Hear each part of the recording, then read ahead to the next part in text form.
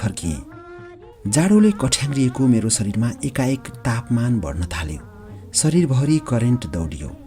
कोठामा को छन्, के भइरहेको छ भन्ने कुरा बिर्सिए जस्तो भयो।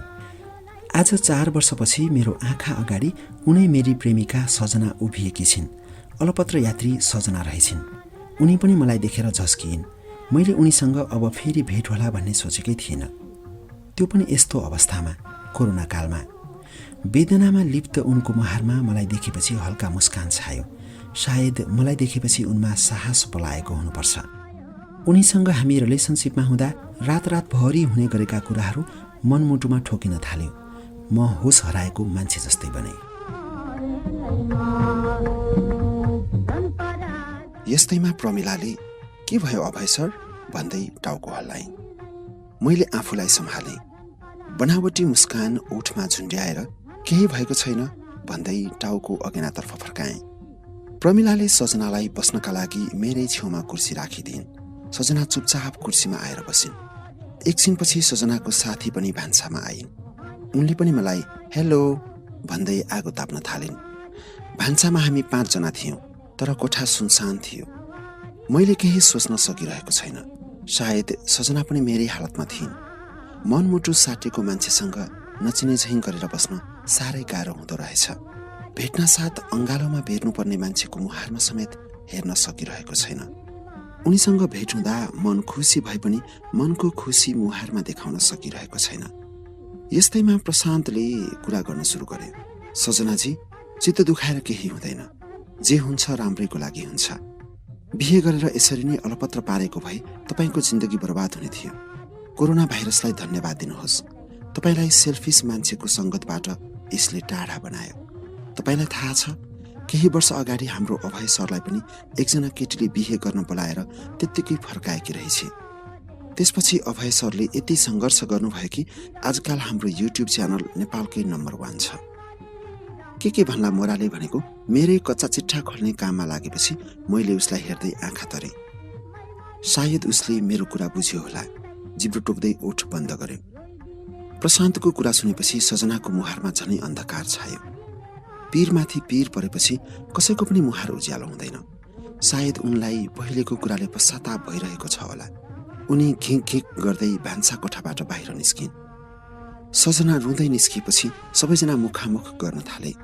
म पनि कोठाबाट बाहिर निस्किएँ। सजना रिसोर्टको गार्डनमा उभिएकी थिइन्। उनको आँखामा आँसु भरिएको थियो। उनको अवस्थाले मलाई पनि गलाएको छ। जति नै कठोर बन्छु भने पनि माया गर्ने मान्छे पीडामा हुँदा मन छिया हुँदो रहेछ। उनी चुपचाप उभिएकी थिइन्। हिम्मत गरेर मैले ओठ चलाएँ। प्रशान्तलाई यो सब कुरा मैले भनेको होइन। सायद हाम्रो घरबाट उसले मेरो बारेमा थाहा पाएको होला। तिमी र तिम्रो घर परिवारसँग मलाई कुनै गुनासो छैन। त्यसैले तिमी पहिला घटेका कुराहरूलाई लिएर आँसुमा डुब्ने काम नगर। समय बलवान छ। समयले दिएको चोटलाई समयले नै निको बनाउनेछ। मेरो भाग्य नै त्यस्तै छ। जिन्दगीमा पहिलो पटक तिमीलाई माया गरेँ। घर परिवारका कारण तिम्रो चित्त दुखाएँ। आजसम्म पनि मलाई त्यो कुराले घोचिरहन्छ। मैले आजसम्म कसैलाई पनि मायाको नजरले हेर्नै सकेको छैन। घर परिवारकै करकापले बिहे गर्न राजी बने। इन्गेजमेन्ट पनि भयो। तर भगवानले मसँग यसरी बदला लिए कि आज म तिम्रै हालतमा पुगेको छु। जिन्दगीको यात्रामा आउँदा दिनहरूमा सम्हालिन सक्छु कि सक्दैन मलाई थाहा छैन। तर खुसी लागेको छ तिमीले आफूलाई सम्हालेछौ। धेरै प्रगति गरेका रहेछौ। तिमीले आफूलाई प्रगतिको उचाइमा पुर्याएका रहेछौ। अझै धेरै प्रगति गर्नु शुभकामना छ। उनले बोल्दा बोल्दै मुहार मलिन बनाइन्। चन्द्रमा जस्तो उज्यालो मान्छेको मुहारमा ग्रहण लागेको सुहाउँदो रहेनछ। उनको वेदनालाई भगाउन सक्ने शक्ति मसँग भइदिएको भए म उनलाई हँसाउनका लागि जे पनि गर्ने थिएँ।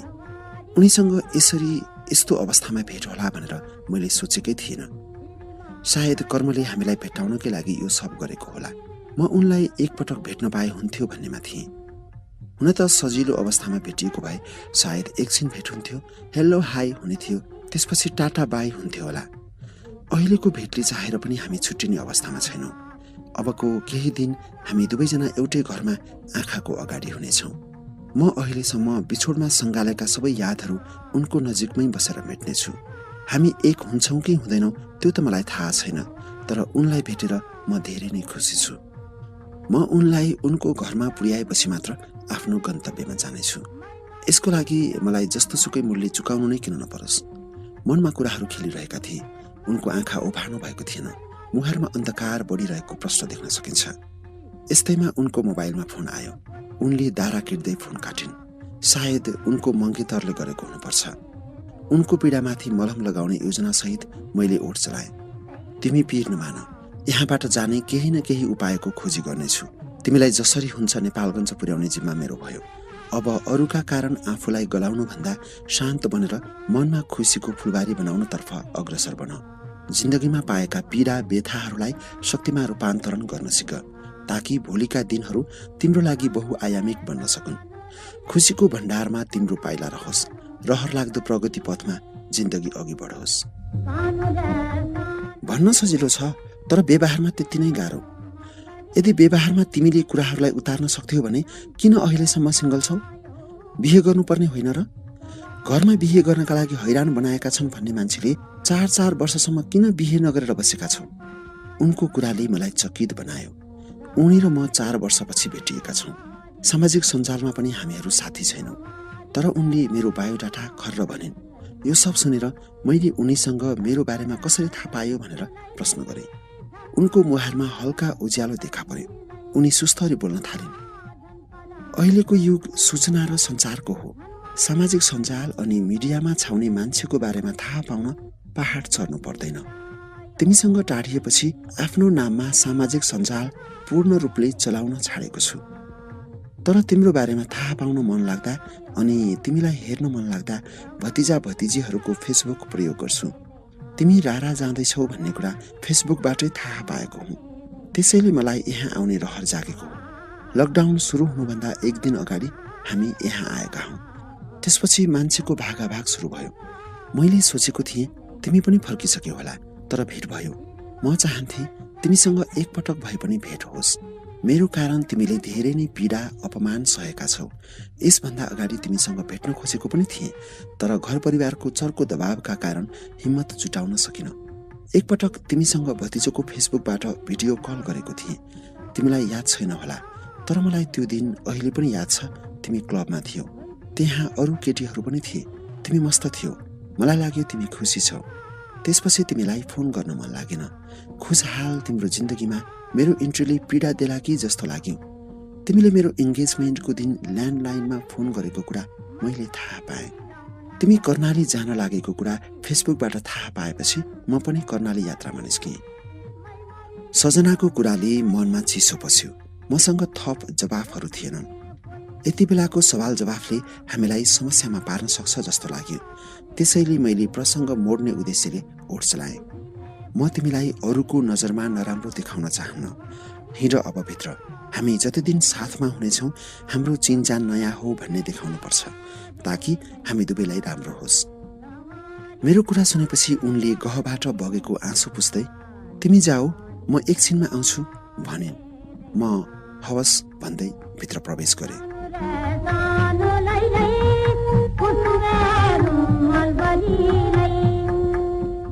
बाहिर बसेर सजनासँग केही समय कुरा गरेकोले चिसोले हातखुट्टा कठ्याङ्ग्रिएको छ। अगेनामा आगो बलिरहेकाले शरीर तताउने उद्देश्यले म भान्सा कोठातर्फ सोझेँ। मलाई देख्न साथ प्रशान्तले पीडामा छटपटिएको मनलाई शान्त बनाउन सफल हुनुभयो त भनेर प्रश्न गर्यो। प्रशान्तको सोधाइले उनीहरूले हाम्रो कुरा सुनेकी जस्तो लागिरहेको थियो। उसले त्यति नै बेला मनको कुरा पोख्यो। यति राम्री मान्छेलाई पनि छोडेर जान सक्ने कस्तो पानी मरुवा रहेछ। प्रशान्तको कुरा सुनेर सजनाको साथी बोल्न थालिन्। सजनाले घरका मान्छेहरूको कर्कापका कारण इन्गेजमेन्ट गरेकी हुन्। इन्गेजमेन्ट पछि एकाएक उनले रारा जाने प्लान बनाइन्। सुरुमा उनी र म मात्र आउन लागिरहेका थियौँ, तर उनको घर परिवारले जबरजस्ती त्यो पापीलाई पनि पठाइदिए। आएर आफ्नो औकात देखाएर गयो। सजनाको साथीको नाम सपना रहेछ। उनको कुरा सुनेर मनमा कता कता आनन्द आयो। उनले भने झैँ मेरो लागि उनी यहाँ आएकी रहेछन्। मनमा उनीप्रति झनै माया बढ्न थाल्यो। तर उनको घर परिवारले गरेको व्यवहार दिमागमा झल्यास याद आएपछि मनमा उर्लन थालेको मायाको बाढीलाई बाँध बनाएर मैले रोकेँ। मैले चाहेमा हामी बीचमा पुनः रिलेसन सुरु हुन सक्छ, तर आपतमा परेको मान्छेसँग एकाएक रिलेसनमा बस्दा दया गरे जस्तो हुन सक्ने भएकाले मनमा उर्लन लागेको मायालाई मैले दबाएँ। त्यही बेला सजना पनि भान्सामा आइन्। सबैको मुख बन्द भयो। उनलाई देखेर मेरो मनमा घाम लाग्यो। म उज्यालो बने। मुहार धपधप बलेको अनुभूति भइरहेको छ। सजनाको मुहार पनि अघिको भन्दा उज्यालिएको छ। उनले रातो सलवार कुर्ता लगाएकी थिइन्। उनलाई थाहा छ रातो सलवार कुर्ता मलाई मनपर्छ भन्ने। अहिलेसम्म उनले मेरो रुचाइको ख्याल गर्दो रहेछिन्। मेरो छेउमा आएर उनी बसिन्। हामी टाँसिएरै बसेका छौँ। चिया पाकेपछि प्रमिलाले गिलासमा चिया राखिन्। सबैलाई उनले चिया दिइन्। मलाई थाहा छ सजना चिया भनेपछि हुरुक्क हुन्छन्। कपमा चिया थोरै थियो, त्यसैले मैले सजनाको कपमा आफ्नो कपबाट चिया थपिदिएँ। उनी मौन थिइन्। प्रशान्तले मेरो क्रियाकलाप हेरिरहेको रहेछ। ऊ बोल्न थाल्यो, चिया भनेपछि हुरुक्क हुने मान्छेलाई आज किन चिया बढी भएको छ? प्रशान्तको कुरा सुनेर म झस्किएँ। मैले बिर्सिएको थिएँ कि यति बेला सजना मेरो लागि अनचिनारो हुन्। के भन्ने होला भनेर सोच्न नसकेको समयमा प्रमिलाले ओठ चलाइन्। सजना म्याम धेरै बेर बाहिर बस्नुभयो, उहाँलाई जाडो भएको छ भनेर होला नि थपिदिएको। प्रमिलाको कुराले मलाई बोल्न सहयोग गरे। मैले उनको बोलीमा बोली मिसाएँ। ठिक भन्यो प्रमिला, सजना म्यामले कपडा पनि पातलो लगाउनु भएको छ। चियाको जरुरत मलाई भन्दा बढ्ता उहाँलाई छ। खाइरहेकै चिया हो, अर्को पटक पकाउँदा थपी थपी खाउँला नि।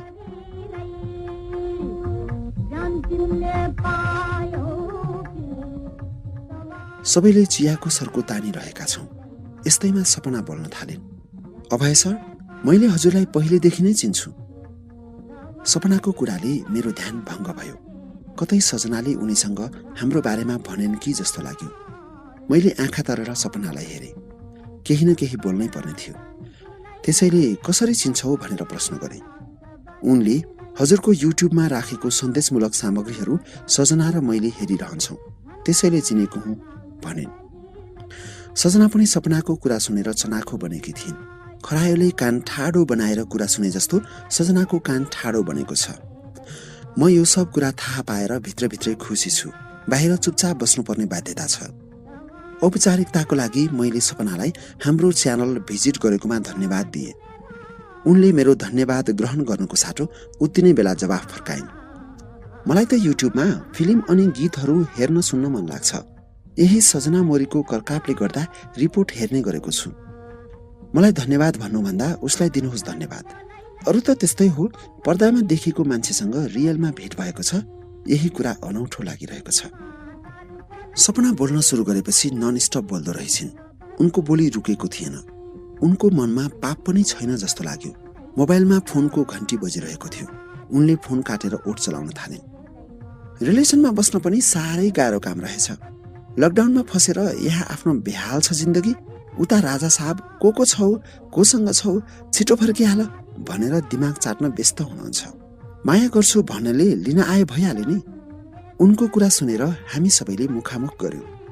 सजना हाँस्न थालिन्। त्यसपछि हामीहरू सबैको हाँसोले कोठा गुन्जियो। हामी हाँसिरहेका थियौं। सपना मुरमुरिँदै बोल्न सुरु गरिन्। अघिसम्म रुजेको बिरालो जस्तो गरेको मान्छे पनि अरूलाई उडाउन पाउँदा हाँस्न पछि नपर्ने रहेछन्। तपो एकल काटे होस् कसैको मतलब छैन। लभ गर अनि थाहा हुन्छ बोयफ्रेन्डको टर्चर। सजनाले मलाई पुलुक्क हेरिन्। मसँग आँखा जुधेपछि उनको नजर छुक्यो। उनको कुरा प्रशान्तलाई पचेन छ, त्यसैले ऊ बोल्न थाल्यो। मैयाहरू बोयफ्रेन्डको मात्र दोष हुँदैन। माया गरेर बिचराले को छौ, कहाँ छौ, कहिले आउँछौ, मिल्छ भने फर्किहाल भनेको होला नि। गर्लफ्रेन्डहरूले पनि त बोयफ्रेन्ड कहीँ जान साथ घडीको सुई जस्तो छिनछिनमा खोजखोज गर्न सुरु गरिहाल्छन् नि। प्रशान्तको कुरा सुनेपछि प्रमिलाले मुख ट्यापट्याप पार्दै आँखा तरिन्। प्रशान्तले आफ्नो मुखमा तालचा लगायो। सपना बोल्न थालिन्। बोयफ्रेन्डलाई जस्तो मौकामा चौका हान्न केटीहरूलाई आउँदैन। केटाहरूको फेसबुक हेर्नुपर्छ, चिन्नु नजान्नुलाई हाई हेलो लेखेको लामो लिस्ट हुन्छ। हामीलाई पनि त सयौंले हाई लेखेर पठाउँछन्, तर हामीहरू कसैलाई रिप्लाई दिन्न। तर केटाहरू केटी देख्न साथ पग्लिहाल्छन्। आखिर के हुन्छ यिनीहरूको रगतमा? प्रमिलालाई पनि सपनाको कुरा मन परेछ। उनले ठिक भन्नुभयो भन्दै सही थपिन्। प्रशान्तले मुहार मलिन बनायो। सजना मुसु मुसु हाँसिरहेकी थिइन्। उनको मनमा के चलिरहेको छ थाहा छैन, तर उनी यति बेला चनाखो बनेकी थिइन्। मलाई पनि उनको मुहारमा चमक देखेर खुसी लागेको छ। यस्तैमा मेरो मोबाइलमा फोनको घन्टी बज्यो। घरबाट मम्मीले गर्नुभएको रहेछ। हेलो, ढोक्छ मामु? भाग्यमानी भएस छोरा, फर्कने केही उपाय लाग्यो त?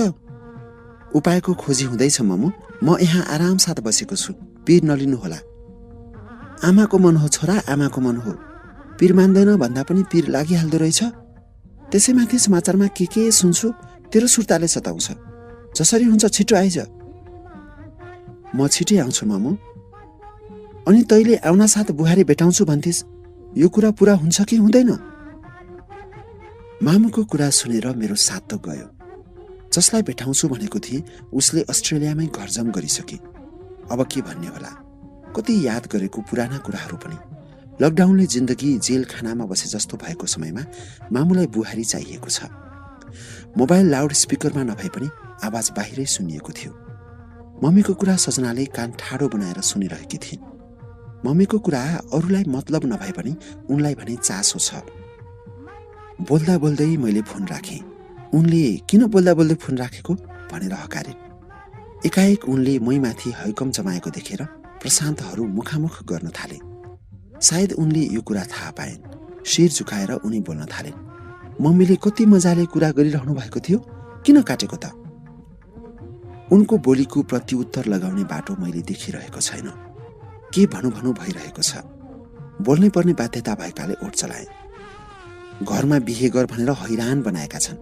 यता आउँदा पनि बिहे गरेपछि जानु भन्दै थिए। यताबाट आउँदा दुलही लिएर आउँछु भनेकाले यहाँ आउन पाएको हुँ। त्यही भएर बिहेको कुरा गर्नुभएको हो मम्मुले। ठिकै त भन्नुभएछ। बिहे नगरेर बुढो कन्या बस्ने विचार छ र? घरकालाई नाति नातिना चाहिएको होला। सपनाले बिचैमा प्याच्च कुरा घुसाइन्। कबाबमा हड्डी बनिरहेकाहरूलाई के थाहा हामी एकान्त खोजिरहेका छौँ भन्ने। जति नै बोल्दैन टाढिन्छु भन्ने खुर्की लगाए पनि मनमा भएको मान्छेको समीपता मनले खोज्दो रहेछ। दिमाग लगाएर उनीसँग टाढिने योजना बनाउँछु, तर मनले दिमागको खेललाई परास्त बनाउँछ। म उनको नजिक नजिक हुँदैछु। सबै सामु अनचिनाहरू बन्ने खेल समाप्त गरिदिउँ कि जस्तो लाग्न थालेको छ। मनमा राखेर मायाको वर्षाले भिजाउनु पर्ने मान्छेलाई नचिने जस्तो गर्न साह्रै गाह्रो हुँदो रहेछ। हामी कुरा गर्दै थियौँ। प्रमिलाले खाना पनि पकाइसकेछिन्। उनले खिचडी बनाएकी थिइन्। सबै खानेकुरा एकै ठाउँमा। प्रमिला बोल्न थालिन्। कुरा गर्ने समय हामीसँग प्रशस्त छ। अब खाने काममा लाग्ने हो कि? खानेकुरा गर्न साथ सपनाको मुखमा पानी आयो। उनले हिजो राति भोकै बसेको यथार्थता सुनाइन्। म पेटभरि खाएर सुतेको थिएँ। सजना भोकै सुतेको सुन्दा मन खिन्न बने। प्रहरीले ढोका ढकढक बनाउँदा उठेको भए पनि हुन्थ्यो जस्तो लाग्यो। तर रातिको कुरा बितिसकेको थियो। यसमा चुकचुकाउनु सिवाय अरू के नै गर्न सकिन्छ र? प्रमिलाले सबैका लागि एकैपटक खाना पस्किए। गिलासमा तातो पानी थियो। हामी सबैले चम्चाले खिचडी खान सुरु गर्यौं। लकडाउन भएपछिका दिनहरू बिताउन साह्रै गाह्रो भएको थियो। तर आज समय एकैछिनमा बिते जस्तो लागिरहेको छ। यो सब सजना साथमा भएर हो। उनको साथले हरेक पल मिठासपूर्ण बनेको छ। हावाले सुगन्ध छरे जस्तो, कोठा मगमगाए जस्तो, कोठाका सबै सामानहरूले खुसीको गीत गाए जस्तो। एक प्रकारले भन्ने हो भने हर्षको भण्डारमा बसे जस्तो भएको छ। धन्य छ लकडाउन। धन्यवाद छ सरकारलाई। मान्छेको ज्यान जोगाउन गरेको लकडाउनले मलाई मनको मान्छेसँग भेटाउने अवसर जुराएको छ। सायद लकडाउन नभएको भए यहाँ हाम्रो भेट हुने थिएन। अवस्था फरक हुने थियो। सजना अरू कसैको साथमा हुने थिइन्, अर्थात् उनको मङ्गेतर साथमा हुने थियो। सम्बन्धको पैतला मुनि रहेर उनका पाइलाहरू अगाडि बढ्थ्यो। स्वार्थकै लागि उनको मङ्गेतर भागेको भए पनि उसको यो कदमले हामी बीचको ढोका क्लियर भएको छ। यसबीचमा हामी जति दिन नजिक हुनेछौँ हरेक दिनले हामीलाई एक अर्कालाई एकदमै नजिकबाट बुझ्न सहयोग गर्नेछ। हामी बीचको दूरीलाई मिलनमा बदल्न यदि समयले खोजेको रहेछ भने हामी बीच प्रगाढ सम्बन्ध गाँसिनेछ। यस्तो भएमा हामी युगौं युगसम्म सँगै हुनेछौँ, एक हुनेछौँ। भोलिका दिनमा गुनासो पोख्ने ठाउँ हुने छैन। सजना दैरिलो बन्ने छिन् ताकि घर परिवारको अगाडि भोलि मेरो बारेमा भन्नुपर्दा शिर ठाडो बनाएर बोल्न सकन्। पहिलाकै जस्तो घर जान साथ मसँग टाढिन तयार हुने सजना मलाई चाहिएको छैन। प्रेम गरेपछि प्रेमको परिभाषालाई आत्मसात गर्दै घर परिवारलाई प्रेमको रसपान गराउन सक्ने खुबी यस बीचमा सजनाले जन्माइछन् भने हामी सदा सदाका लागि एक हुनेछौँ। अन्यथा विगतको जस्तै मलाई फेरि पनि विरक्ति दिनुपर्नेछ। अब म पहिलाको जस्तो अवस्थामा पुग्न चाहँदैन। आफूलाई सम्हाल्नका लागि धेरै पापड बेल्नु परेको छ। अब पनि एक भएर उनीसँग छुट्टिने अवस्था आएछ भने सायद अब म आफूलाई सम्हाल्न सक्ने छैन। मनमा अनेक कोणबाट कुराहरू खेलिरहेका थिए। म टोलाएकाले हुनुपर्छ, सपनाले चुट्की बजाउँदै ओठ चलाइन्। किन टोलाउनु भएको छ सर? खिचडी पनि सजनालाई थपिदिन मन लाग्यो कि क्या हो? सायद हजुरलाई थाहा छैन, उसलाई त्यही पनि धेरै हुन्छ। एकदमै कम खान्छे उसले खाना। सपनाले छेडखानी गरेपछि म झस्किएँ। म पनि के कम थिएँ र? उनकै शैलीमा जवाफ दिन अग्रसर बने। मलाई खिचडी मनपर्छ। प्रमिलाले एकैपटक सबैलाई कसौडी रित्याएरै बाँडिन्। कसैले मलाई थपिदिन्छ कि भनेर हेरेको नि। मेरो कुरा सुनेर सबैजना हाँस्न थाले। सजनाले मुखमा लैजान लागेको गाँस थालमा राखिन्। उनी पनि के कम थिइन् र? उनले साँच्चै थपिदिउँ त भनेर टाउको हल्लाइन्। मैले हँसी मजाकमै हुन्छ भने उनले थालमा रहेको खिचडी सोरसार पारेर मेरो थालमा हालिदिन्। म हेरेको हेरै भएँ। उनी लज्जाउँदै बाहिर निस्किन्। मेरो थालमा खिचडी टन्नै थियो। मैले एक दुई गाँस पनि खाएको थिएन। चम्चाले खान लागेकाले खिचडी सिङ्गै छ। सजनाको क्रियाकलाप देखेर सबैजना मुखामुख गरिरहेका छन्। मैले नै भनेकोले सजनाले खिचडी थपिदिएकी हुन्। त्यसैले बुझ बचाएर मैले खिचडी खान थालेँ। यो सब देखेर पनि कसैले कुनै प्रतिक्रिया दिएनन्। केही समयपछि सजना भान्सा कोठामा आइन्। उनले मेरो थाल हेरिन्। मैले थाल रित्ताइसकेको थिएँ। यो सब देखेर उनको मुहारमा चमक थपियो। घाम लाग्दा हिमाल चम्किए जस्तै उनी उज्यालो बनिन्। प्रशान्तले ओठ चलायो। सजना म्याम, अब सधैँभरि हजुरले सरलाई आफ्नो जुठो थपिदिनुहोला। थाल रित्तिने रहेछ। अघिपछि खाँदा फाल्नै पर्ने मान्छेले आज त थाल नै चाटी चाटी खाएको देख्दा अचम्म लागेको छ। प्रशान्तको कुरा सुनेर सजनाले सहज तरिकाले भइहाल्छ नि भनिन्। उनको बोली सुनेर मेरो दिल दिमागमा करेन्ट लागे जस्तो भयो। जिन्दगीले एकाएक यु टर्न लिएको छ। एक प्रकारले भन्ने हो भने सजनासँगको भेट सपना जस्तै लागिरहेको छ। सोच्दै नसोचेको समयमा खुसीको खजाना भेटिए जस्तो भएको छ। जिन्दगी खुशहाल बनेको छ। मनको अभाव मेटिएको छ। खाना खाइसकेपछि मैले भुइँमा खसेको जुठो टिप्दै थिएँ। सजनाले एकाएक मैले खाएको थाल समातिन्। मैले प्रतिकार गर्न सकिनँ। अरूले हेरेका छन् कि भनेर कोठामा नजर घुमाएँ। प्रशान्तले हेरिरहेको रहेछ। उसले परेली उचाल्दै इसाराले के हो पारा भने। मैले इसाराले नै मुख बिगारेर कुन्नी त के हो भने। सजना थाल बोकेर बाहिर गइन्। प्रशान्तले मलाई हेरिरहेको थियो। उसको शङ्कालाई मेट्नको लागि मैले ओठ चलाएँ। अरे बेकुब, किन हेरेको शङ्कालु नजरले? केटीहरूको काम नै सरसफाइ गर्ने हो, त्यसैले भाँडा लगिन् होला। म त्यति बेवकुफ छैन हजुर। थाल त मेरो पनि यहाँ रित्तै छ, तर बाहिर आफैले लग्नु पर्ला जस्तो छ। किन हजुरको मात्र थाल बाहिरियो? पक्कै पनि दालमा कुछ कालो छ। प्रशान्तले टाउको हल्लाउँदै शङ्का व्यक्त गरेपछि मैले निन्याउरो मुख लगाउँदै उसको शङ्कालाई मेट्न खोजेँ। पक्कै पनि केटीले मलाई यहाँबाट उद्धार गर्ने मान्छे यही हो भनेर मेरो सेवा गरेको हुनुपर्छ। केटी मस्का लगाउन सिपालु रहेछ। सायद त्यस्तै होला। आजकल को सोझो हुन्छ त? केटी त गजब छे कि आमाको रहर पुरा गर्ने हो। बाटो पनि क्लियर छ। आमालाई घर आउँदा बुहारी ल्याएर आउँछु भनेको कुरा पुरा गर्ने भए म कुरा चलाइदिन्छु।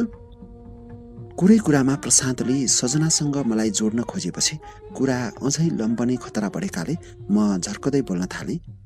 तेरो दिमाग छैन? कोही केटी देख्यो कि मेरो रिलेसन अनि बिहेको कुरा गर्न पछाडि पर्दैनस्। म झर्किएपछि प्रशान्त सिरियस बने। हजुरलाई मैले अहिलेसम्म एउटा कुरा भनेको छैन। हजुरको मम्मीले दिनमा मलाई एक पटक फोन गरेर छोरालाई जसरी हुन्छ बिहेको लागि फकाउ बाबु भनेर याचना गर्नुहुन्छ। उहाँलाई मैले सधैँभरि खोक्रो आश्वासन दिँदै छिट्टै नै बिहेको लागि राजी बनाउँछु भन्छु। दिनदिनै आमालाई ढाँट्नु पर्दा मेरो चित्त दुख्छ। त्यसैले पनि यो मामिलामा म हजुरको लाइफमा घुस्ने गरेको हुँ। सरी यार, तसँग झर्किए चर्को स्वरमा बोले। कर्ममा जे लेखेको छ त्यही हुन्छ। यदि यसपालि मेरो लगनगाँठो कसिने लेखेकै रहेछ भने मैले नचाहँदा नचाहँदै पनि लगनगाँठो कसिनेछ।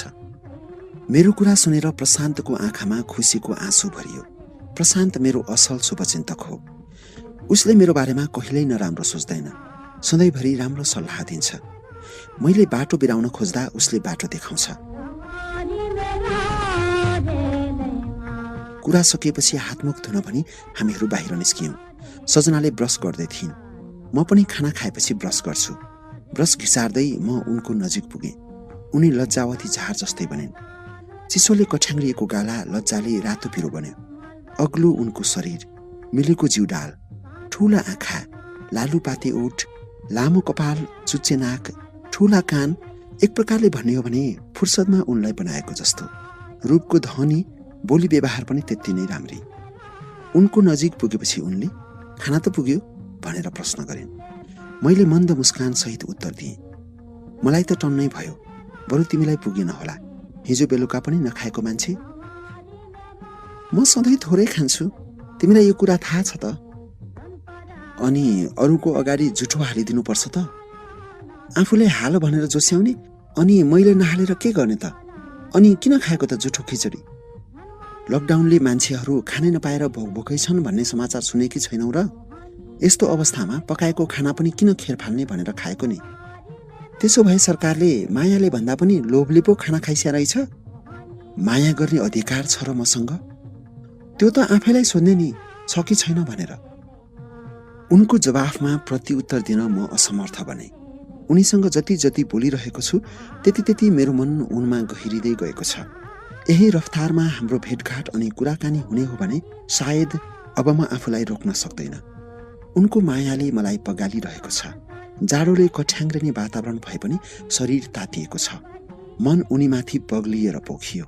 सबै कुरा बिर्सिएर उनलाई अङ्गालोमा बेरेर अहिलेसम्म वियोगमा साँचेका पीडा अनि मायाहरू उनीसँगै बाँडौँ कि जस्तो लागिरहेको छ।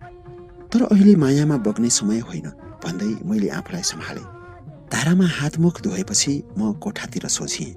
म आएपछि सजना धारामा मुख धुने काममा ब्यालिइन्।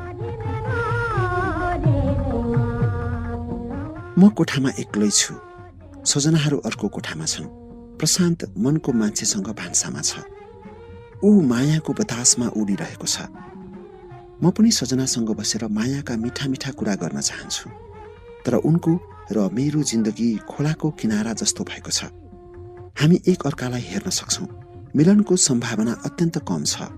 उनको परिवार फरक दृष्टिकोणबाट अगाडि बढिरहेको छ। म त्यही साँघुरो समाजमा छु। चाहना राख्दैमा हामीहरू एक हुने अवस्था छैन। समाजमा मैले पनि एक प्रकारको हैसियत बनाइसकेकाले भर्खरका ठिटाठिटी जस्तो भगाएर बिहे गर्ने अवस्था मेरो छैन। घर परिवारको सहमति बिना मेरो घरबार हुन सक्दैन। सजनाको घर परिवार पहिले नै मेरो खिलाफ भइसकेका छन्। अहिले पनि उनीहरूको समर्थन मलाई हुन्छ जस्तो लाग्दैन।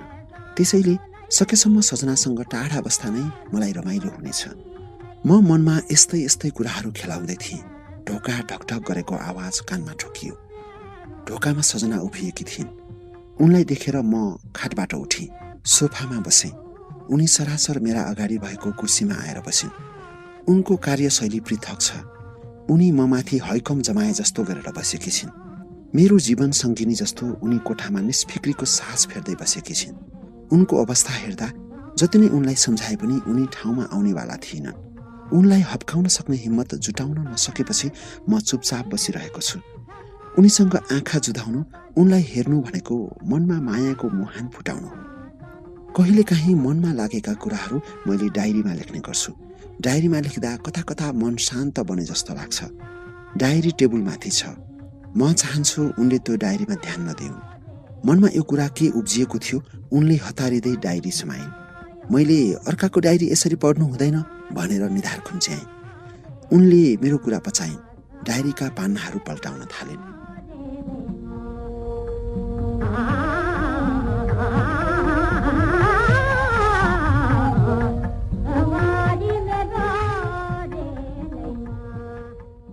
तिमी मलाई बिर्से जस्तो गरेर संसारकै खुसी भए जस्तो गर्छौ।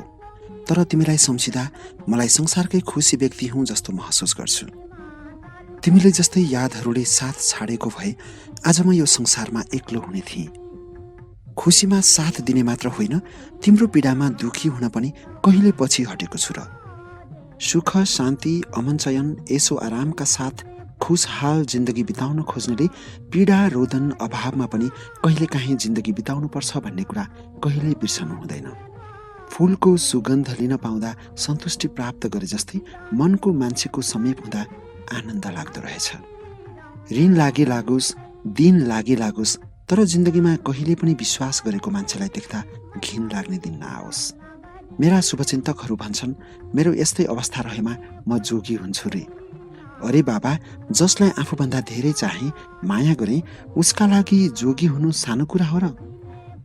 साथमा हुँदा माया गर्छु भन्नेहरू स्वार्थले भरिएका हुन्छन्, तर साथ पाउँदैन भन्दा भन्दै माया गर्नेहरूको माया निस्वार्थ हुन्छ। यही कुरा बुझ्दैन दुनियाँ। जति बेला बुझ्छ त्यति बेला धेरै ढिलो भइसकेको हुन्छ। उनको तिरस्कार, अपमान अनि धोकादारीले मलाई मनभरि वेदना साँचेर बाँच्न सिकाइसकेको छ। त्यसैले भनिदिनु उनलाई, तिम्रो जिन्दगी तिमीलाई नै बधाई छ अरे।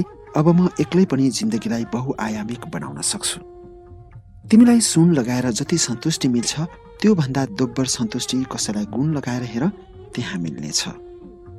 गुण गर्ने भनेको बदलामा ऊबाट गुण नै पाउनका लागि होइन, तर यो भने साँचो हो, मनको सफा मान्छेले गुणलाई कहिल्यै पनि बैगुणमा परिणत गर्दैन। छुरा हान्ने, कुरा काट्ने अनि पीडा दिनेहरू सोच्दैनन् कि पृथ्वी गोलो छ, भोलि यी कुराहरू आफैमाथि पनि आइपर्न सक्छन्। स्वार्थमा रम्नेहरू अरूलाई दुखाउन, सुकाउन अनि झुकाउन माहिर हुन्छन्, तर यो भने निश्चित हो कुनै न कुनै दिन जिन्दगीले उनीहरूलाई मनमा खुसी समेत राख्न नसक्ने गरी सबक सिकाउँछ। कुनै दिन थियो उनी खुसी हुन्छन् भनेर उनलाई भेट्न सबै कुरा छाडेर हिँड्थे। आजकल मसँग भेट्दा देख्दा उनलाई पीडा हुन्छ रे। त्यसैले उनीबाट म भागेर लुकेर हिँड्ने गर्छु। अक्सर परायाहरू बोल्दा मस्कन्छन्, किनकि उनीहरू एकछिनका लागि भेटिएका हुन्छन्। आफन्तहरू ठुस्किन्छन् पनि, किनकि उनीहरूको साथ जिन्दगीभरका लागि हुन्छ। हदै पार गरेर कठोर भन्नु पनि राम्रो होइन। कुनै दिन आफ्नै खुसीमा हाँस्न पर्दा मुस्कुराउन बिर्सियोस्। फाटेको चित्त र मेटिएको चित्रलाई पुरानै अवस्थामा फर्काउन अति नै गाह्रो हुँदो रहेछ। अरूको खुसीका लागि पीडा सहन बानी परेकाहरू आफ्नो पीडामा पनि मुस्कुराउन सक्छन्। जिन्दगीको यात्रामा आधामै साथ छोड्नेहरूलाई के थाहा अन्तिमसम्मको साथ खोज्नलाई कति बाधा हुन्छ भनेर। म प्रेममा पूर्ण रूपमा लिप्त भएरै उनको सहयात्रामा थिएँ, तर मलाई के थाहा उनी योजना बनाएरै फरक गन्तव्यमा निस्किएकी रहेछिन् भनेर। मलाई रित्याएर जानेले सुन्दैछु उनलाई पनि रित्याउँदैछ रे। मान्छे स्वार्थी नै हुन्छन्। म ऊ रित्तिन लागेकोमा खुसी छु। ऊ मलाई हेरेर चित्त बुझाउँदैछ, उनी भने अर्को रित्याउने तयारीमा छिन्। आशा, भरोसा अनि विश्वास त्यसमाथि गरिन्छ जसका लागि हाँसी हाँसी जिन्दगी लिलाम गर्न पनि पछि हटिँदैन। तर कोही कोही मान्छे यतिसम्म निर्दयी, निष्ठुरी अनि पापी हुँदो रहेछन् कि आफ्नै लागि जीवन सिद्ध्याउनेलाई काँतरको संज्ञा दिएर मन बहलाउन खोज्छन्। तिमीलाई संसार ठानेर मनमा ल्याउन खोजेको त तिमी भन्सार जस्तो पो गर्छौ। हरेक कुरामा भाव बढाएर मनमा राख्न पनि डराउनु पर्ने भयो। कच्चा मन हुनेहरू जतिसुकै सच्चा माया गरे पनि आखिरमा रुवाएरै जाँदा रहेछन्। डायरीका पानाहरू पल्टाउन छाडेर उनले टिठलाग्दो पाराले मलाई हेर्न थालिन्। मनलाई कठोर बनाउने प्रयत्नलाई मैले जारी राखिरहेको छु। यस्तैमा मैले अभिनय सहित खरो बोली प्रस्तुत गरेँ। अरूको पर्सनल डायरी पढ्नु हुँदैन भनेर थाहा छैन? मेरो कुरा सुनेर उनी सुकसुक गर्न थालिन्। उनी रुन सुरु गरेपछि मेरो मन चहराउन थाल्यो। केटीहरू रोएरै जित्छन् भनेको सही हो। रोएको मान्छेलाई शान्त बनाउन छ। त्यसैले मैले उनको हात समाएँ। के भयो, किन रोएको भन्दै प्रश्न गरेँ। उनी घोस्रे मुन्टो लगाएर रुन थालिन्। उनको रुवाई बढ्न थालेपछि अरूले सुन्लान् भनेर मैले उनलाई फकाउन सुरु गरेँ। मेरो गतिविधिले तिम्रो मन दुखेको छ भने माफ गर, तर बिन्ती छ नरो, अरूले थाहा पाउँछन्। मैले डायरीमा तिमीलाई निचो देखाउनका लागि लेखेको होइन, मन बहलाउनका लागि लेखेको हुँ। म बोल्दै थिएँ, उनले मलाई अङ्गालोमा बेरिन्। सुकसुक गर्दै उनी बोल्न थालिन्। किन मलाई यति धेरै इग्नोर गर्छौ? तिम्रा हरेक गतिविधि अनि तिम्रा हरेक शब्दहरूमा घृणा मिसिएको छ। मृत्यु सहन सजिलो होला, तर तिम्रो इग्नोर सहेर बाँच्न सक्ने साहस मसँग अब छैन। उनलाई शान्त बनाउनु छ। त्यसैले दुवै हातहरू मैले उनको गालामा पुर्याएँ। बगिरहेको आँसु पुछिदिँदै बोल्न थालेँ। निश्चय पनि तिमी मनको कुरा सुनेरै रारा आएको हुनुपर्छ। यदि त्यस्तो हो भने यतिका वर्ष सम्हालेको मनलाई के अब केही दिन सम्हाल्न सक्दिनौ? मेरो कुरा सुनेर उनको मुहारमा क्रमशः उज्यालो छायो। उनी मन्द मुस्कान छर्ने अवस्थामा आइन्। उनी उज्यालो भएपछि म पनि ढुक्क बने। उनी मस्कदै बोल्न थालिन्। यो लकडाउन नखुले पनि हुन्थ्यो, म तिमीसँग यसरी नै जिन्दगीभरि यहीँ बस्ने थिएँ। यस्तै अवस्था रहने हो भने अबको 1 सातापछि पनि यहाँ भोकभोकै बस्ने अवस्था आउँछ। त्यसपछि थाहा हुन्छ लकडाउनको पीडा। माया गर्ने मान्छेलाई मृत्युले पनि जित्न सक्दैन। नखाएर सजिलै मर्ने भए म उहिल्यै मरिसक्थेँ। उनले गहिरो कुरा गरिन्। म पनि उनीसँग टाढा भएपछि हप्तौँसम्म पानी मात्र खाएर बसेको छु। खाना खान बस्यो घाँटीबाटै छिर्दैन थियो। उनी पनि धेरै दिन नखाएर बसेकी रहेछिन्। मैले सही मान्छेलाई माया गरेको रहेछु। उनले मलाई आफूभन्दा पनि धेरै माया गर्छिन्, यसमा कुनै शङ्का छैन। उनको मायामा यति शक्ति रहेछ कि एक दिनको भेटले 4 वर्षको वियोगलाई बिर्साइदिएको छ। अब केही दिन मात्र म उनीसँग बस्ने हो भने मलाई लाग्छ जस्तो परिस्थिति आए पनि म उनीबाट टाढा हुन सक्नेवाला छैन। मायाको बतासमा मन उड्न थालेपछि प्रसङ्ग बदल्नुको विकल्प थिएन। त्यसैले मैले जाडो भएको छ, चिया पिउने हो भनेर उनलाई प्रश्न गरेँ।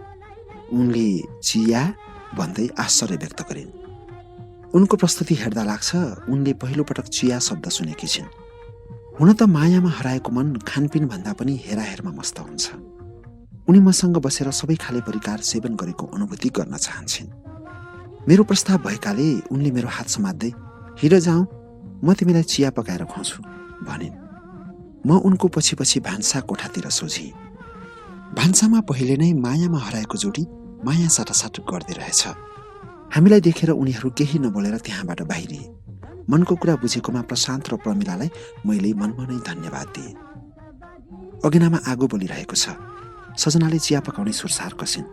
चियाको कितली अगेनामा बसालेपछि उनी मेरो छेउमै टाँसिएर बसिन्।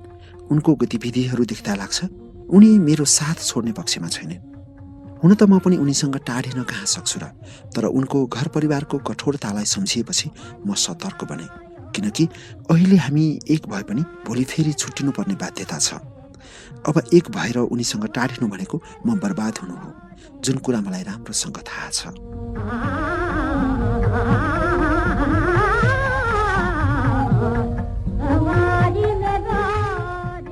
चिसोले आफ्नो प्रभाव जमाइरहेको छ। आगोले केही हदसम्म कोठालाई न्यानो बनाएको छ। धुवाँ कोठामा फैलिएको छ। सँगसँगै मायाको सुगन्ध पनि कोठाभरि नै फैलिएको छ। उनी मेरो मनमा राज गर्न आफ्नो तर्फबाट सबै खाले गतिविधिहरूमा उत्रिएकी छिन्। मैले उनीबाट बस्ने जुक्तिहरू सोचिरहेको छु, तर मेरो प्रियतम पनि कहाँ कम छिन् र उनले शब्दजाल फिजाउन सुरु गरिन्। जिन्दगी पनि अनौठो छ। हिजोसम्म तिमीसँग भेट हुनेछ भन्ने आशा थियो, आज तिम्रो साथमा छु। अब जिन्दगी यत्तिकै खेर गएछ भने पनि मलाई कुनै गुनासो हुने छैन।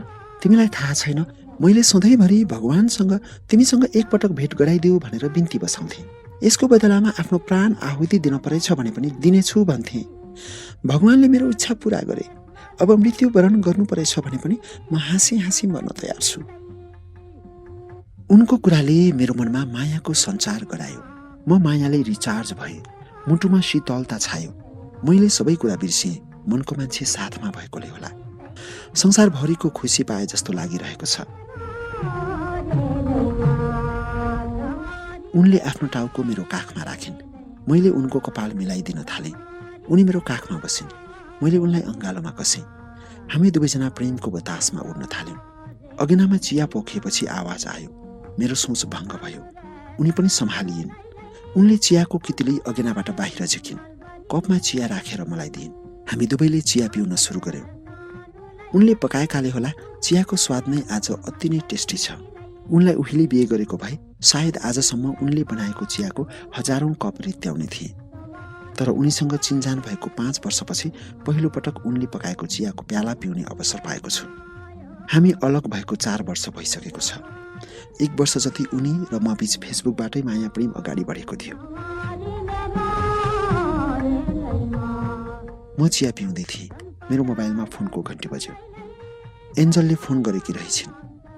सजना टाँसिएर बसेकी थिइन्। एन्जलसँग फोनमा कुरा गर्दा तलमाथि हुने गरी उनले केही भनिन् भने बर्बाद हुन्छ जस्तो लागेर मैले फोन उठाएन। तर सजनाले नै फोन उठाउनु न भनेपछि बाध्य भएर फोन उठाएँ। उताबाट उनी बोल्न सुरु गरिन्। फोन उठाउन पनि कति ढिला गरेको। हजुरलाई मेरो गुड न्युज सुनाउन फोन गरेकी हुँ। लकडाउन भए पनि मेरो बिहे हुने भयो। यदि हजुर काठमाडौँ आउनु भएछ भने बिहेमा जसरी भए पनि आउनुपर्छ। उनको कुरा सुनेर दिल खुस भयो। उनले हाम्रो अवस्था थाहा पाए जस्तै साधारण कुरा गरिन्। मैले पनि भइहाल्छ नि भन्दै फोन राखेँ। फोन राख्न साथ सजनाले को हुन् भनेर प्रश्न गरिन्। मैले चिनेको बहिनी हुन् भनेर कुरालाई टारिदिएँ। बहिनी भनेको सुनेर उनको मुहारमा शङ्काको बादल लागेन। चियाको कप रित्तिएको थिएन। हामी आगो ताप्दै चिया पिउँदै थियौँ। त्यसै बेलामा सजनाको मोबाइलमा फोनको घन्टी बज्यो। उनी मोबाइल हेर्दै रिसले रातो पिरो भइन्। पक्कै पनि उनको मङ्गेतरले गरेको हुनुपर्छ। उनलाई रिस उठाउनको लागि आएको फोनलाई देखेर मलाई पनि रिस उठ्यो। मैले उनको हातबाट मोबाइल तानेर मोबाइल नै अफ गरिदिएँ। फोन आएको देखेर टेन्सनमा हुनुभन्दा मोबाइल अफ गरेको राम्रो, ब्याट्री पनि बचत हुन्छ। मैले आफ्नो कुरा राखेपछि उनी बोल्न थालिन्। घरबाट आउन सक्छ भनेर मोबाइल अन गरेको हुँ, नत्र मेरो केही पनि काम छैन मोबाइलमा। उनको कुरामा माया मिसिएको छ। उनको समीपमा बसेर म पनि मायाको बतासमा उडिरहेको छु। चियाको कप रित्याएर भुइँमा राखेको के थिएँ, उनले त्यसलाई उठाएर त्यसको अन्तिम घुट पिइन्। मैले के गरेको यो भनेर प्रश्न गरेँ। उनले लकडाउन छ के फाल्नु भनेर बचेको चिया रित्याएको नि भन्दै आँखा तरिन्। उनको कुरालाई प्रतिकार गर्न सक्ने सामर्थ्य जुटाउन सकिनँ। म चुपचाप छु। उनी बोल्न थालिन्। मलाई हिउँ र रारा तालमा गएर फोटो खिच्न मन छ। उनको कुरा सुनेर म झस्किएँ। लकडाउनमा जहाँ छौ त्यहीँ बस भनेर सरकारले भनेको भनै छ। त्यसैमा रारा क्षेत्र नै सुनसान छ, कोही पनि छैनन्। कहिले भन्दा घुम्न गएको समयमा तलमाथि भयो भने उद्धार हुन सक्ने अवस्था पनि छैन। यस्तो अवस्थामा मनकी प्यारीले घुम्न जाने आकांक्षा जाहेर गरिन्। पहिलो पटक उनले मसँग यस्तो कुरा गरेकाले मैले नाइ भन्न सकिनँ। अरूलाई नभनेरै हामीहरू बाहिर निस्कियौँ। चिसोको प्रभाव जबरजस्त छ। हिउँ अहिले पनि फुसफुस झरिरहेको छ। उनी र म हात समाएर अगाडि बढ्यौँ। बाटोमा हिँड्दा हिउँसँग लडीबुडी खेल्दै उनले धेरै नै तस्बिरहरू खिचिन्। मसँग पनि टाँसिएर दर्जनौं फोटोहरू उनले खिचिन्। एक प्रकारले भन्ने हो भने उनको मोबाइल फोटोले भरिएको छ। हामीहरू रारा ताल पुग्यौँ। प्रशस्त डुङ्गाहरू तालको छेउमा बाँधेर राखिएका रहेछन्। सबै डुङ्गाहरू साङ्लोले बाँधेर तालचा लगाएर राखिएका रहेछन्। मैले ढुङ्गाले एउटा डुङ्गाको तालचा फुटाएँ। त्यसपछि म माझी बने। उनी डुङ्गामा बसिन्। हामीहरू डुङ्गाको सैर गर्न थाल्यौँ। करिब 1 घण्टा जति डुङ्गामा डुलेपछि मैले फर्कनुपर्छ भन्दै डुङ्गालाई किनारामा ल्याएँ। उनी अझै अघाएकी थिएनन्, तर यस विषयमा केही पनि बोलेनन्। हामीहरू रिसोर्टमा फर्कियौँ। आउन साथ भान्सामा पुग्यौँ। हामीले जस्तो अवस्थामा भान्सा कोठालाई छाडेका थियौँ त्यस्तै थियो। अगेनामा दाउरा राखेर हामीले आगो ताप्न सुरु गर्यौँ। हामी राराताल गएको कसैले पनि थाहा पाएनन्। भान्सामा आएपछि सजनाले मोबाइलमा फोटोहरू हेर्न थालिन्। मेरा नजरहरू पनि फोटोमा छन्। उनी मान्छे राम्री भएकाले उनको फोटो मनै लोभ्याउने आएको रहेछ। उनको र मेरो जोडी तस्बिरमा हिउँ जमे भन्दा पनि बलियो पकड बनाएर जमेको रहेछ। उनी फोटो हेर्दै गमक्क परेकी छिन्। उनको मुहारमा चमक छ। सायद तस्बिरहरूले काउकुती लगाइरहेका छन्। उनी बेला बेलामा फोटो हेरेर मुसुमुसु हाँसिरहेकी थिइन्। नजरबाट मायाको तीर मेरो नजरमा बेला बेलामा हान्थिन्। म पनि उनको नजरको तीरबाट घाइते बनिरहेको छु। भेटिएको एक छिनमै यस्तो अवस्थामा उनले मलाई पुर्याएकी छिन् कि अबको केही दिनपछि मेरो हालत के हुने हो थाहा छैन। उनको कार्यशैली यस्तै रहेमा कठोरताले भरिएको रङ्गमञ्चलाई सायद अब म धेरै दिन सञ्चालन गर्न सक्दैन। मनमा विराजमान कठोरताले घेरिएको राजपाठलाई बचाउनका लागि मैले अगाडि सारेका सारा सैनिकहरूलाई उनले भट्टाभट शहीद बनाइरहेकी छिन्। विरतीको युद्धलाई उनले पाइला पाइलामा जितिरहेकी छिन्। म हारेको राजा जस्तै उनीबाट बचेर उम्कनका लागि भागिरहेको छु। उनी मलाई पछ्याइरहेकी छिन्। लाग्छ उनको दौड मलाई कैद नबनाउँदासम्म अन्त्य हुने छैन। हामीहरू भान्सामा आगो ताप्दैछौँ। प्रशान्त भान्सा कोठामा आयो। उसले युट्युबमा राख्नका लागि केही भिडियोहरू तयार बनाएकोले हेर्नका लागि मलाई अनुरोध गर्यो। मनको मान्छेसँग मिठासयुक्त पलहरू बिताइरहेको समयमा कामको बोझ बोक्ने पक्षमा म छैन। त्यसैले राम्रोसँग हेरेर अपलोड गर्नु भन्दै प्रशान्तलाई बिदाई गरेँ। प्रशान्त केही नबोलेर बाहिर निस्कियो। म प्रेम युद्धमा फेरि होमिएँ। उनी बोल्न थालिन्। मसँग भेटिएकोमा तिमी खुसी त छौ? उनले गरेको प्रश्न बोलीचालीलाई अगाडि बढाउने औपचारिकता हो। म पनि औपचारिकतामा अग्रसर बने। खुसी नै छु। तिमीसँग एकपटक भेट भए हुन्थ्यो जस्तो लाग्थ्यो। मनको इच्छा पूरा भयो। त्यसो भए अब नभेटे पनि खुसी हुन्छौ? उनी उदास बनिन्। उनको मुहारमा एकाएक निराशा टाँसियो। मैले उनको हात समाएँ। उनी मक्ख परेपछि म बोल्न थालेँ। मैले त्यस्तो भनेको छु र? तिमी भेटिएदेखि नै बाङ्गो बाङ्गो गरिरहेका छौ, मबाट तर्किरहेका छौ। उनले सुस्तरी मनको निराशा पोखिन्। मैले उनको चिउडोमा समाएँ। यता र उता टाउको हल्लाइदिँदै म बोल्न थालेँ। अरे प्रभु, बिहानैदेखि अहिलेसम्म हामी कति बेला छुट्टिएका छौँ र? साथमै छौँ। अनि कहाँबाट तर्किएको जस्तो देख्यौ? मेरो भनाइ अनि गतिविधिले उनी शान्त बनिन्। मुहारमा निराशा झुन्ड्याएर उनी बोल्न थालिन्। शरीर साथमा भएर हुन्छ र मन टाढा भएपछि? उनले रुन्चे पारामा मनको कुरा पोखिन्। उनलाई देखेर टिठ लाग्यो। मनमा माया उर्लियो। उनको हात समाए। उनलाई नजिक ताने। उनको ओठ नजिक मेरो ओठ पुग्यो। तातो श्वासले एक अर्कालाई स्पर्श गर्न सुरु गर्यो। उनको मुटुको ढुकढुकीलाई पनि मैले सजिलै महसुस गरिरहेको छु। हामी प्रेममा लिप्त हुने तर्खरमा थियौँ। त्यसै बेला सपना भान्सा कोठामा आइन्। उनले गर्दै खोकिन्। उनको आगमनपछि हाम्रो समीप्यताको दूरी बढ्यो। म लाजले ढाकिएको छु। बोल्ने साहस छैन। यस्तैमा सपना बोल्न थालिन्। सजना, तेरो मोबाइल अफ छ रे। तेरो घरबाट मम्मीले फोन गर्नुभएको थियो। हामीलाई फर्काउनका लागि प्रयास भइरहेको छ भन्दै हुनुहुन्थ्यो। यति भनेर सपना बाहिर निस्किन्। उनको खबरले मेरो मनमा पीडा दियो। म जति नै उनीबाट टाढिन खोजेको भए पनि मनले उनको साथ खोजिरहेको रहेछ।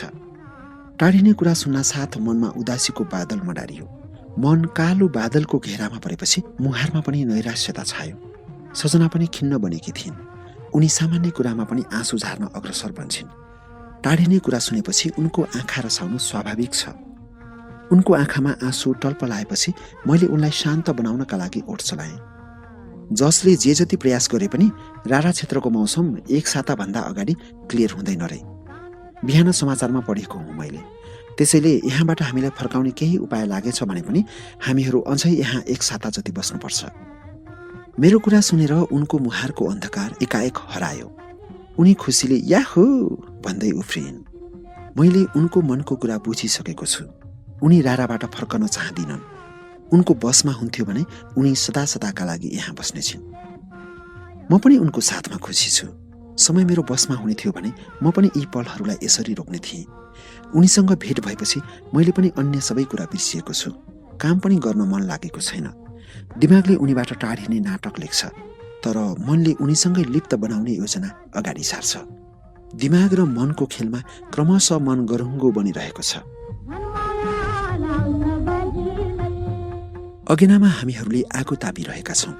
यस्तैमा प्रशान्तले कोरोनाका कारण विश्वभर तबाही मच्चिरहेको छ भन्दै कोठाबाट समाचार हेर्नका लागि हामीलाई बोलायो। कोरोनाको बारेमा विस्तृत रूपमा मैले पनि बुझेको थिइनँ। त्यसैले हामी दुवैजना उठ्यौँ। टिभी चलिरहेको छ। टेलिभिजनमा समाचार वाचक बोल्न थाल्यो। उसले एक एक गर्दै नेपालमा कोरोना कालपछि भएको लकडाउनको अहिलेको अवस्थाको बारेमा अवगत गरायो। सडकमा अलपत्र परेका यात्रुहरूको दर्दनाक दृश्यहरू हेर्दा हिँडेर गएको भए दुःखको पहाड चढ्नुपर्ने रहेछ जस्तो लाग्यो। खान नपाएर छटपटिएका मनहरूको आवाज पनि हामीले सुन्यौँ। नेपालमा कोरोनाले आजका मितिसम्म मानिसलाई सङ्क्रमण गर्न नसके पनि इटाली, अमेरिका, फ्रान्स, जर्मन लगायतका शक्ति राष्ट्रहरूमा कोरोनाबाट हजारौं मानिसहरूले ज्यान गुमाइसकेको खबर सुन्दा चित्त दुख्यो। विश्वभर लाखौं मानिसहरू यसबाट सङ्क्रमित बनिसकेका रहेछन्। भारतमा सङ्क्रमितको संख्या थोरै भएको र अहिलेसम्म त्यहाँ कसैले ज्यान गुमाएको रहेनछ। नेपाल पनि अहिलेसम्म कोरोनाको प्रभावबाट मुक्त छ। भारत र नेपाल दुवैले सीमा क्षेत्र पूर्ण रूपले बन्द गरेका छन्। आफ्ना देशहरूमा फर्कनका लागि सीमा क्षेत्रमा हजारौं नेपाली र भारतीयहरू अलपत्र अवस्थामा छन्। हवाई यातायात पनि पूर्ण रूपले बन्द गरिएको छ। कोरोनाको औषधि नै नबनेको र मान्छेबाट मान्छेमा सर्ने रोग भएकाले यसबाट बस्ने उपाय सामाजिक दूरी नै रहेछ।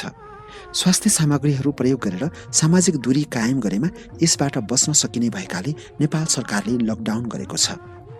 समाचार सकिनासाथ प्रधानमन्त्री केपी शर्मा ओलीको प्रत्यक्ष प्रसारण सुरु भयो। प्रधानमन्त्री ओलीले कोरोनाबाट बस्नका लागि सबैलाई अपिल गरे। उनले सरकारले कुनै पनि हालतमा कोरोना कालबाट नेपाललाई उन्मुक्ति दिने र यसका लागि सबैले आफ्नो ठाउँबाट भूमिका निर्वाह गर्न अपिल गरे। प्रधानमन्त्रीको अपिलले मन दरिलो बन्यो।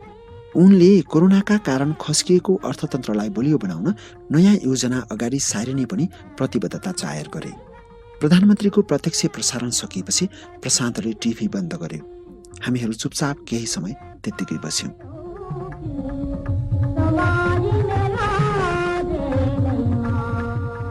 साँझ पर्न लागिसकेको थियो।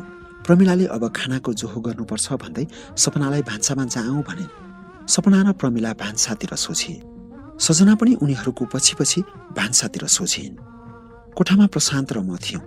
प्रशान्तले ढोकातिर नजर दौडाउँदै ओठ चलायो। जे होस्, सजनासँग धेरै नै नजिकिनु भएको छ। रारा ताल पनि घुम्न भ्याउनु भयो। उसको कुरा सुनेर मन चिसो बन्यो। मैले सोचेको थिएँ यो कुरा हामीमा मात्र सीमित छ। उसले थाहा पाएछ। यसको मतलब सबैले थाहा पाए। सत्य कुरा लुकाउनुको अर्थ छैन। त्यसैले बनावटी कुराले त्यसलाई घुमाउन खोजे। उनी निराश छिन्, त्यसैले उनको मन शान्त होला भनेर घुम्न गएका हौँ। यसमा तलमाथि सोच्नुपर्ने आवश्यकता छैन। मैले घुम्न गएको मात्र भनेको छु, तलमाथि सोचेको छैन। सोचे पनि के भएर? उनी पनि राम्री छिन्। हजुर पनि कायदाको हुनुहुन्छ। यता गर्यो उता गर्यो सजनासँग मलाई जोड्न प्रशान्त पछि हट्दैनथ्यो। लाग्छ हामीलाई एक बनाउने ठेक्का उसले पाएको छ। उसँग धेरै बहस गरेर साध्य छैन। त्यसैले मैले प्रसङ्ग मोडेँ। अघि अपलोड गरेको रिपोर्टमा भ्युज कति गयो? हजुरलाई आँखा जुधाउन ठिक्क छ? देश दुनियाँमा के भइरहेको छ वास्तै छैन। हाम्रो रिपोर्ट ट्रेन्डिङमा छ।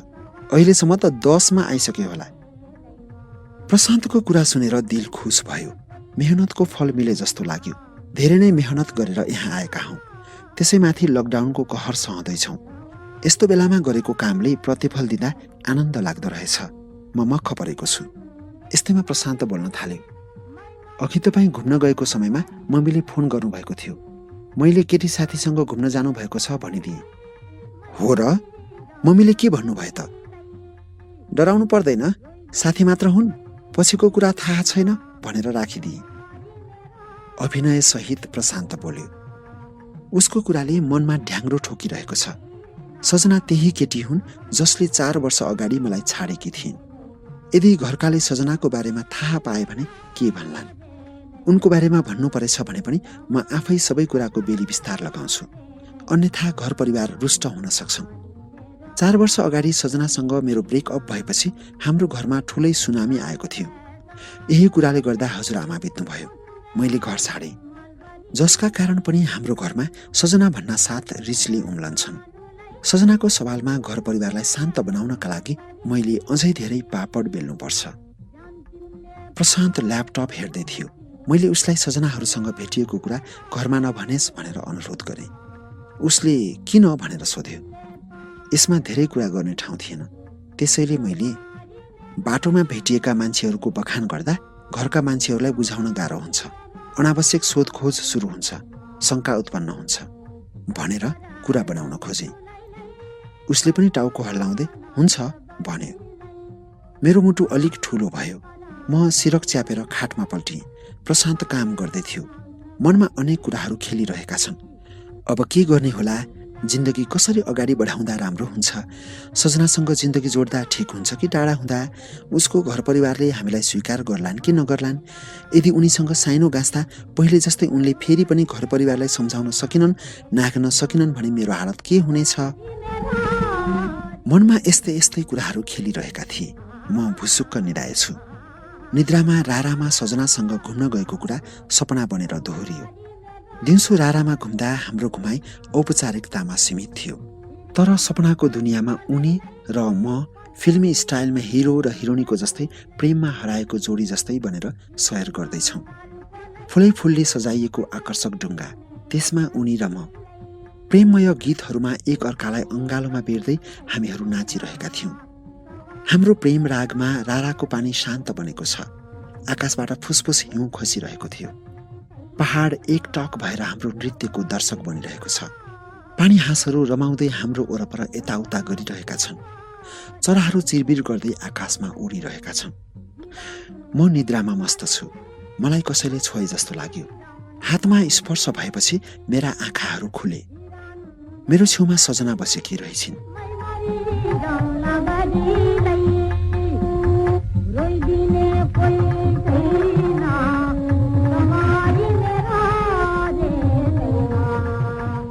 साथीहरू, उपन्यासको यसपछिको अंश लिएर म अर्को अङ्कमा उपस्थित हुने नै छु। च्यानल सब्स्क्राइब गर्नुभयो र सँगैको बेल आइकन पनि दबाउनुभयो भने अर्को अङ्क आउने बित्तिकै यहाँलाई नोटिफिकेसन यानि कि जानकारी आउनेछ। त्यतिन्जेलसम्मको लागि म गजाधर केसीलाई बिदा दिनुहोस्। नमस्कार।